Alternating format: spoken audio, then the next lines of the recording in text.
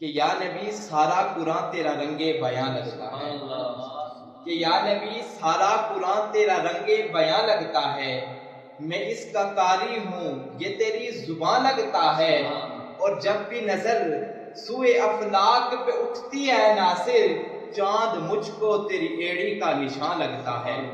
ہم اس قرآن کو پڑھتے ہیں، اس کے اندر کلام اللہ رب العزت کا ہے، تعریف میرے مصطفیٰ کی ہے۔ اللہ تعالیٰ نے قرآن مجید میں ارشاد فرمایا یا ایھا المزمل، کلام اللہ رب العزت کا ہے، تعریف میرے مصطفیٰ کی ہے۔ یا ایھا المدثر، کلام اللہ رب العزت کا ہے، تعریف میرے مصطفیٰ کی ہے۔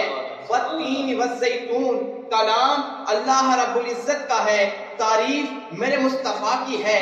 ان اللہ وملائکتہ یصلون علی النبی یا ایھا الذین آمنوا صلوا علیہ وسلموا تسلیما، کلام اللہ رب العزت کا ہے، تعریف میرے مصطفیٰ کی ہے۔